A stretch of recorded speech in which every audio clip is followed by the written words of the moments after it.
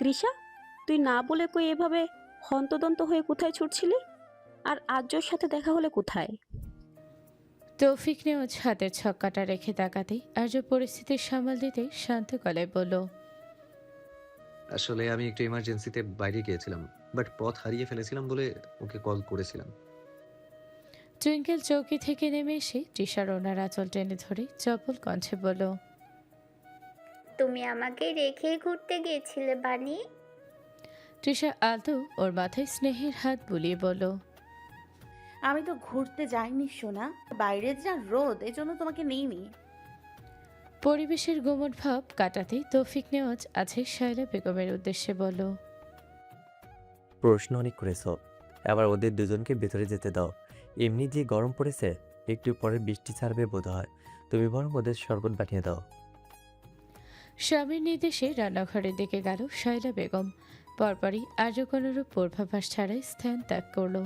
তৃষাও কক্ষে গেল ফ্রেশ হওয়ার উদ্দেশ্যে। নিশুতি রাত, বৃষ্টির রেশ কাটেনি তখনও। জানালার কার্নিশ বেয়ে টুপটুপ জলকণার পতন আর সোদা মদির গন্ধে মম করছে চারপাশ। টুইঙ্কেলকে ঘুম পাড়িয়ে তৃষা ধীর পায়ে ঘরের দোরগোড়া এসে দাঁড়াতেই ওর হৃদস্পন্দন থমকে গেল এক লহমায়। ঘরের টিমটিমে আলোয় ও দেখল আর্য এক হাতে একটি তীক্ষ্ণ ধারালো ছুরি ধরে আছে, যার অগ্রভাগ ঠিক ওর বাম হাতের স্পন্দিত শিরা বরাবর রাখা। অনাগত বিপর্যয়ের সংকেতে তৃষার মস্তিষ্ক কাজ করা বন্ধ করে দিয়েছে। এক ভয়াবহ হাহাকার বুক চিরে বেরিয়ে আসার আগে ও উন্মত্তের ন্যায় ছুটে গিয়ে পেছন থেকে আষ্টে পেষ্টে জড়িয়ে ধরল আর্যকে। ওর সর্বাঙ্গ থরথরিয়ে কাঁপছে। প্রকম্পিত কণ্ঠে চিরে বেরিয়ে এলো নিদারুণ আর্তনাদ। না ক্যাপ্টেন, কি করছেন? তৃষার আকস্মিক এই সজোর আলিঙ্গন আর কান্নার আর্য একদম স্তব্ধ হয়ে গিয়েছে। ওর হাতের আঙুলগুলো শিথিল হয়ে এলো। এমন এক অবাস্তব কাণ্ডে ও রীতিমতো তাজ্জব বনে গেছে। পিঠে তৃষার উত্তপ্ত অশ্রুর স্পর্শ পেতেই ও বেকুব কণ্ঠে বলল, কি হয়েছে? পিছন থেকে অর্জুর বক্ষ দেশ বরাবর শার্টটা খামচে ধরে তৃষা হিক্কা তুলে কাঁদছে। ওর ফুপিয়ে ওঠার শব্দ ঘরের শান্ত পরিবেশটাও ভারাক্রান্ত করে তুলছে। আর্য কিংকর্তব্য বিমূঢ় হয়ে কিছুক্ষণ তাকিয়ে রইল ওর দিকে।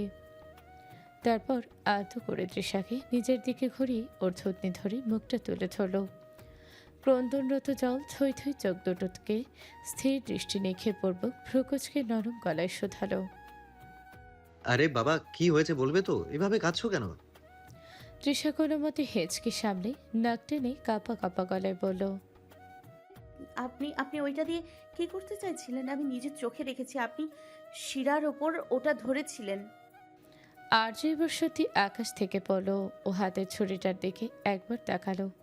তারপর তৃষার আতঙ্কিত সরল মুখশ্রীতে চাই পরক্ষণে প্রসারিত হাসল। পরিস্থিতি হালকা করতেই ও কিছুটা রসিকতার সুরেই বলল, সিরিয়াসলি তৃষা, তুমি আমায় এতটাই কাওয়ার্ড ভাবো যে আমি সুসাইড করতে যাব? I was just cutting some fruits. Dining এ ছুরিটা পাচ্ছিলাম না বলে নিজের ট্রাভেল কিট থেকে এটা বের করেছি। আর তুমি যা দেখলে ওটা আসলে ছুরির ধার পরীক্ষা করছিলাম মাত্র। It was just a misunderstanding, my innocent drama queen. Trisha বড় বড় চোখ করে চাইল। ওর বিশ্বাস অবিশ্বাসের দোলে চলে আর্য ফের বলল, you know Trisha, life is not a movie. আমি একজন সোলজার, জীবন দিতে জানি, কিন্তু এভাবে কাপুরুষের মতো নয়। So stop crying and have some apples. তোমার যা mental condition, you need some glucose right now. নিজের বোকামি বুঝতে পেরেই লজ্জায় আর্যর বুকের ওপর মুখ লুকালো তৃষা। আর্য আর দেরি না করে ওকে নিজের বাহুডোরে শক্ত করে জড়িয়ে নিল। এভাবেই অতিক্রান্ত হলো মুহূর্তখানেক। হুট করে নিস্তব্ধতা ভেঙে আর্য বলল, এই জন্যই লোকে বলে পিচ্ছি মেয়ে বিয়ে করা আর বিপদ ডেকে আনা একই কথা। সবসময় মাথায় শুধু নেগেটিভ আর উল্টাপাল্টা ভাবনা। আজ তো একটা ইডিয়েট। আর্যর কথা শুনে তৃষার কান্নার দোর মুহূর্তেই থমকে গেল।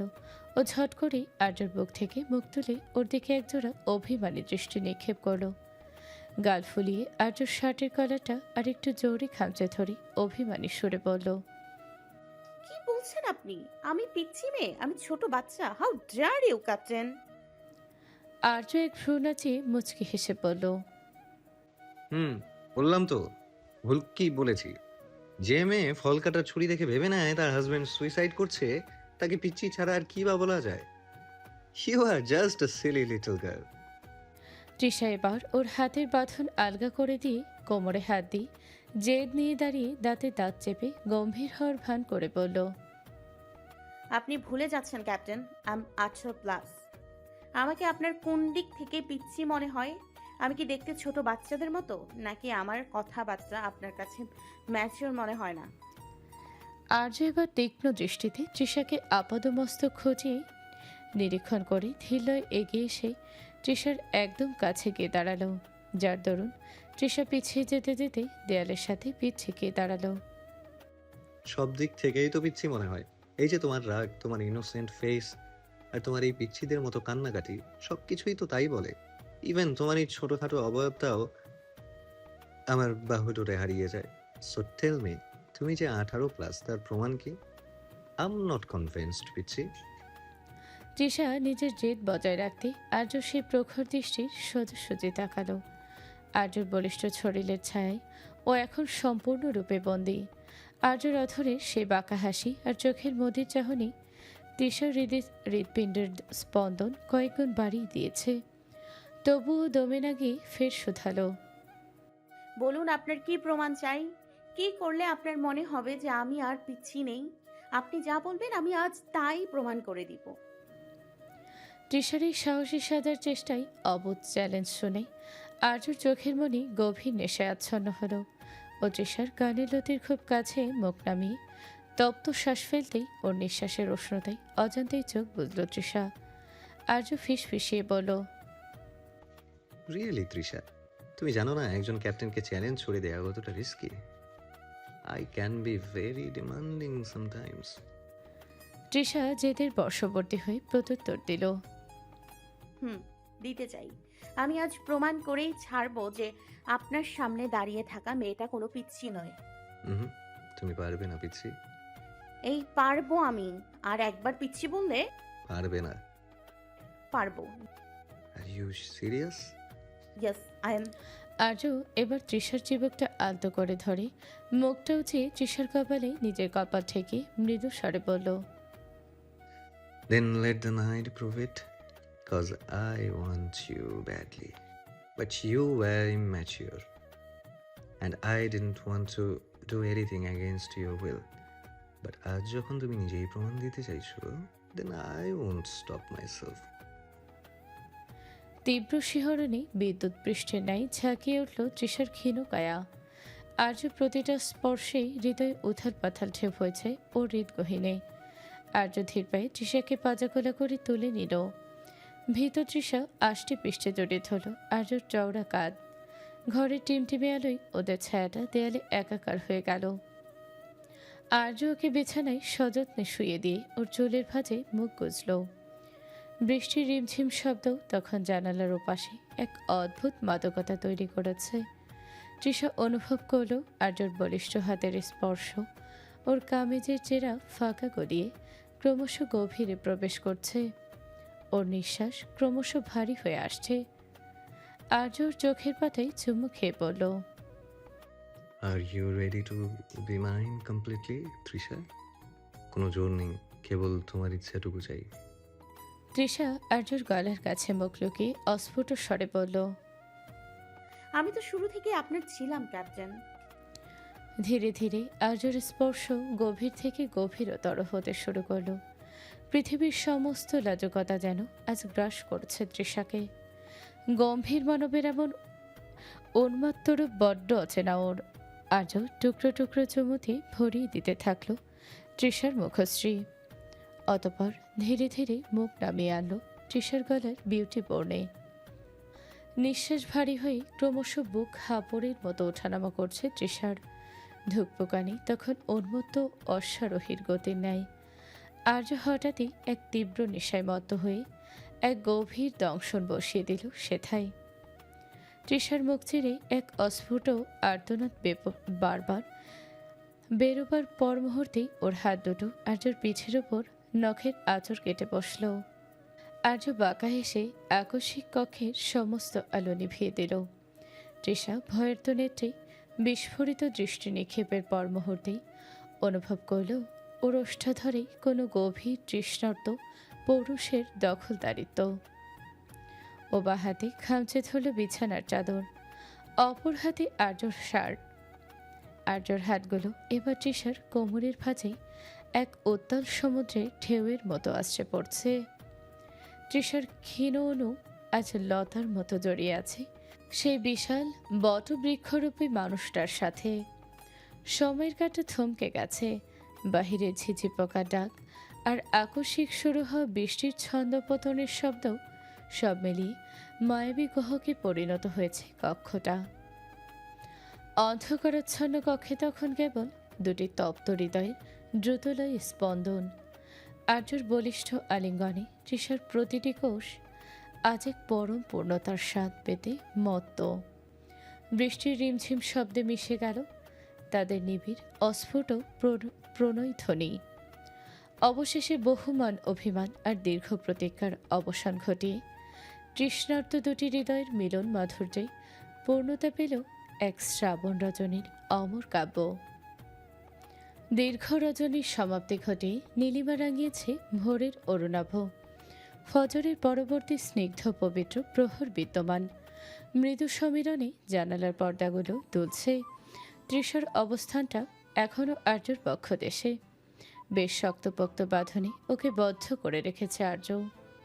একটু নড়ে চড়ে ওঠার চেষ্টা করতেই অনুভূত হলো সমগ্র শরীরে মিষ্টি যন্ত্রণার রেশ। অবশ হয়ে আসা দেহটা যেন নিজের বশ মানতে চাইছে না। প্রতিটি রন্ধ্রে রন্ধ্রে এক অদ্ভুত শ্রান্তি বাসা বেঁধেছে। তবু এই আবেশ ছেড়ে দূরে যাওয়ার সাধ্যকার। বহু কষ্টে ব্যথাতুর দেহটা সামান্য নাড়িয়ে ও মুখ তুলে চাইল। স্নিগ্ধ প্রভাতী রোদ্দুরে আর্যর মুখশ্রী এক অপার্থিব মায়ে আচ্ছন্ন। কপালে এসে পড়েছে অবিন্যস্ত কেশগুচ্ছ। কি অদ্ভুত প্রশান্তি লেগে আছে ওই চোখে মুখে। শত সহস্র জনম তাকিয়ে থাকলেও মুগ্ধতা কমবে না লেশমাত্র। তৃষা মন্ত্রমুগ্ধের মতো চেয়ে রইল কিছুক্ষণ। মায়ার টানে অজান্তেই হাত বাড়ালো ও। অত্যন্ত সন্তর্পণে আর্যর কোমল কেশরাজের ওপর আঙুল বোলাতে শুরু করলো। কি ভীষণ মোলায়েম চুলগুলো। পুরুষ মানুষের চুল এত নরম হতে আছে? ধীরে ধীরে ওর তুলতুলে আঙুলগুলো আর্যর গলার কাছে নেমে আসতেই ও থমকালো মুহূর্তকাল। সেখানে স্পষ্ট হয়ে আছে গতরাতের উন্মাদনার নীরব সাক্ষী। অসংখ্য নখরাঘাত আর খামচানির দাগ। মুহূর্তের কাল রাতে সেই প্রগাঢ় মুহূর্তগুলো স্মৃতির পাতায় তোলা দিতেই লজ্জায় মুখ ঢাকল। তক্ষুনি হুট করে কোমরে তপ্ত একজোড়া হাতের স্পর্শ পেল ও। আর্যর ঝিল্লায় চোখ মেলতেই দৃশ্য দেখল সেখানে ঘুমের সম্পূর্ণরূপে অনুপস্থিত। আর্যর ওষ্ঠখানি দুষ্টু হাসির রেখা ফুটে উঠতেই তৃষা অপ্রস্তুত হয়ে আমতা আমতা করে বলল, আপনি আপনি জেগেছিলেন? তার মানে এতক্ষণ ঘুমের নাটক করছিলেন?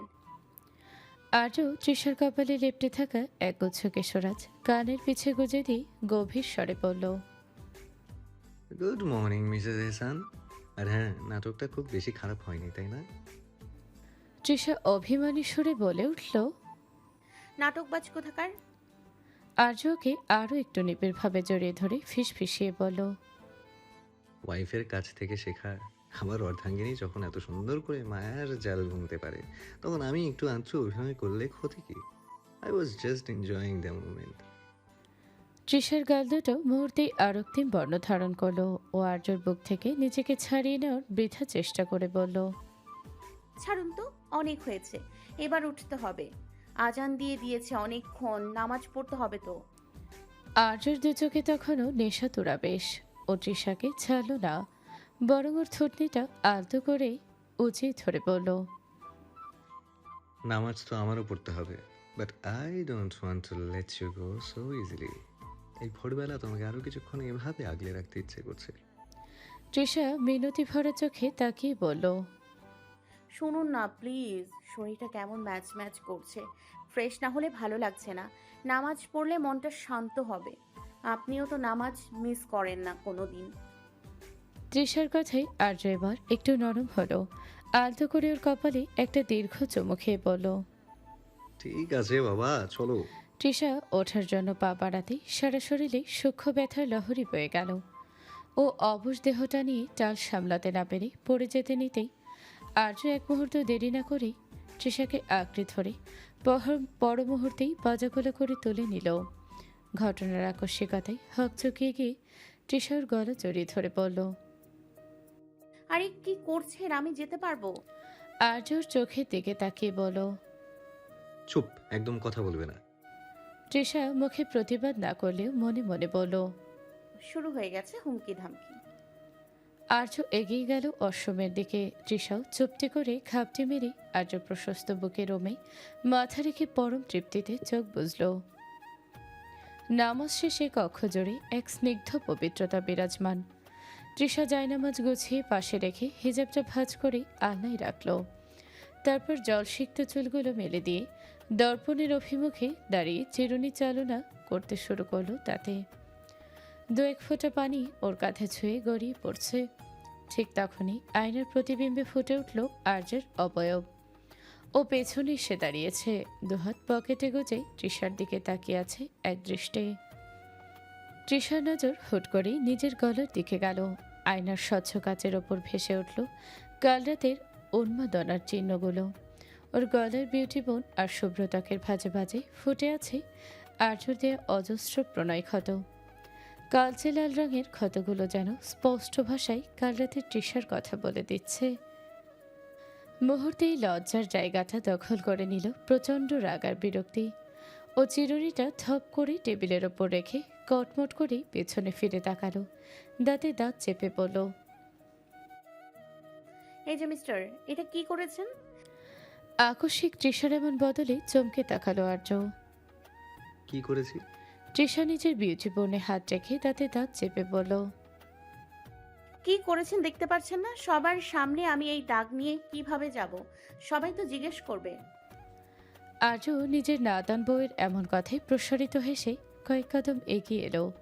তৃষার গা ঘেঁষে দাঁড়িয়ে গম্ভীর কণ্ঠে বলল। সিম্পল জান পাখি, just tell them it was passionate accident. তাছাড়া আমার দেয়া চিহ্নগুলো তো তোমার সৌন্দর্যের উপর আলাদা একটা আর্ট যোগ করেছে। Looks like you are mine completely. তৃষার রাগ যেন এবার সপ্তমে চড়ল। ও আর্যর দেখে কনিষ্ঠা উঁচিয়ে পড়ল। Stop it! আপনার ফালতু রোমান্টিক ডায়লগ এখন একদমই ভালো লাগছে না। এটা স্কার্ফ বা ওড়না দিয়েও সবটা ঢাকা সম্ভব না। How could you be so careless? Arya এবার হঠাৎ গম্ভীর হয়ে গেল, তবে চোখে সেই দুষ্টুমিটা গেল না। ও হুট করে তৃষার কবজি চেপে ধরে নিজের দিকে টেনে নিল। তৃষা অপ্রস্তুত হয়ে ওর শক্ত বুকের উপর আছড়ে পড়তেই আর্য নিজের কলারটা একটু সরিয়ে দিয়ে তৃষার চোখের সামনে মুখটা নিয়ে এলো। লিসেন ম্যাডাম, এবার আমার দিকে তাকাও। তোমার গলার ওই কয়েকটা দাগ নিয়ে তুমি এত কমপ্লেন করছো। Just look at me. আয়নার নিজের রিফ্লেকশনটা একবার দেখো আর আমার মুখের দিকে তাকাও। তুমি আমার গালে আর গলার নিচে যে খামচির দাগ রেখেছো সেগুলো তো দেখে মনে হচ্ছে আমি কোনো মিছো বাঘের সাথে লড়াই করে এসেছি। এখন বলো, এই ফেস নিয়ে আমি বাইরে যাব কিভাবে? Who's the real victim here? Trisha আর্যর গলায় সেই লম্বা নখরাঘাতের দাগগুলো দেখে মুহূর্তে মিয়ে গেল।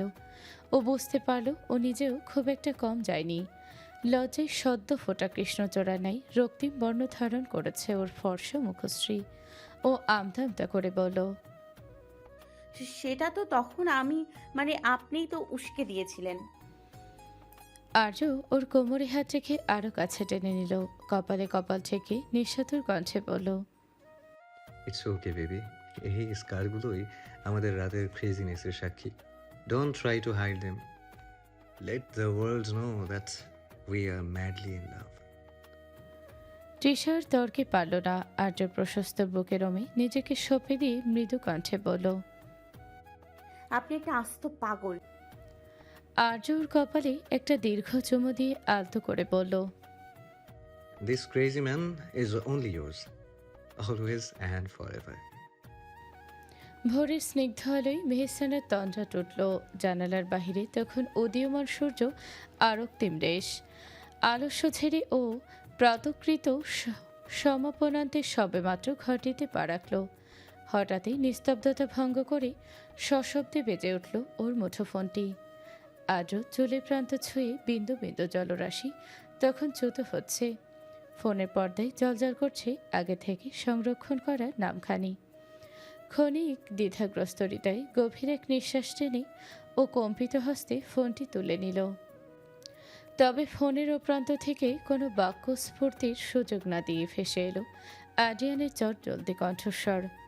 মেহসানা অবাক হয়ে কিছু বলতে উদ্যত হয়েছিল, কিন্তু তার আগেই আদ্রিয়ান শোধালো। Are you free right now? Mehsana বিমূঢ় হয়ে উত্তর দিল। হ্যাঁ, কিন্তু হঠাৎ এই ভোরে এমন প্রশ্ন কেন? আদ্রিয়ানের কণ্ঠস্বরে এক প্রচ্ছন্ন তাগিদ। সে বিন্দুমাত্র সময় নষ্ট না করে বলল, in that case can you please come to our house? Actually আমি আপনার ফ্ল্যাটের নিচে অপেক্ষা করছি। মেহসানার হৃদস্পন্দন এক মুহূর্তের জন্য যেন থমকে গেল। কিংকর্তব্য বিমূঢ় হয়ে ও দ্রুতপদে ব্যালকনির অভিমুখে অগ্রসর হলো। শার্সি ঠেলে বাহিরে তাকাতে দেখল ভোরের ধূসর আলোয় আদ্রিয়ানের কালো রঙের গাড়িটি নিচে দণ্ডায়মান। এমন অসময়ে আদ্রিয়ানের উপস্থিতিতে মেহসানা কিংকর্তব্য বিমূঢ় হয়ে ফোনের ও প্রান্তে বীর পিরালো। নিচে অপেক্ষা করছেন মানে? হঠাৎ কি এমন হলো যে এভাবে সব ঠিক আছে তো? আদ্রিয়ান যেন তার মনের সংশয়টুকু আজ করতে পেরে বাধা দিয়ে বলল,